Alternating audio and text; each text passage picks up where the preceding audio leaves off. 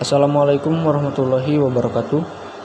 Perkenalkan, saya Azhar Firdaus, mahasiswa Fakultas Hukum Universitas Surya Kencana Cianjur, semester 2 kelas B non-reguler, NPM 7420121209. Di sini saya akan mereview kembali tentang materi pembelajaran hukum pidana pada pertemuan pertama hari Jumat 11 Februari 2022. Hukum pidana atau strafrecht adalah hukum publik, yaitu mengatur hubungan hukum antara individu dengan umum atau negara. Hukum pidana dibagi menjadi dua. Yang pertama, hukum pidana material, cabang hukum pidana yang berisi larangan dan keharusan, dan bagi yang melanggar dikenai sanksi yang lebih tajam dari cabang ilmu hukum lain. Hukum pidana material berpedoman pada KUHP dan beberapa peraturan di luar KUHP.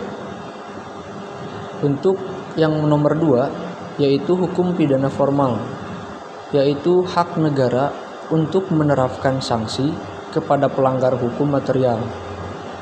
Hukum pidana formal berpedoman kepada KUHP.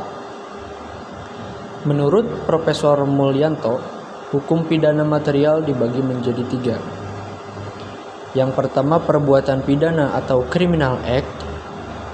Yang kedua, pertanggungjawaban pidana atau criminal responsibility. Dan yang ketiga, sanksi pidana atau criminal procedure. Untuk hal perbuatan menyangkut asas legalitas. Asas legalitas merupakan asas yang menentukan bahwa tidak ada perbuatan yang dilarang dan diancam dengan pidana jika sebelumnya perbuatan tersebut belum diatur terlebih dahulu dalam perundang-undangan. Asas ini tidak boleh berlaku surut.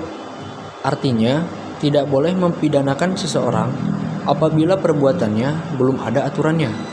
Maka apabila terjadi suatu tindak pidana, akan dilihat apakah telah ada ketentuan hukum yang mengaturnya dan juga apakah aturan tersebut dapat diberlakukan terhadap tindak pidana itu.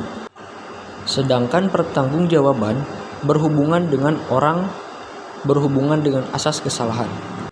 Asas kesalahan atau asas tiada pidana tanpa kesalahan berarti tiada satu orang pun dapat dipertanggungjawabkan terhadap hukum pidana tanpa ia melakukan suatu perbuatan pidana karena sengaja ataupun karena kealpaan.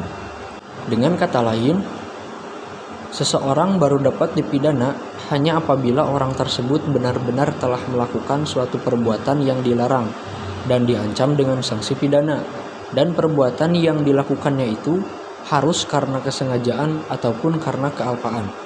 Istilah lain disebut dengan asas Ginstraf-Sonderschuld atau no punishment without fault.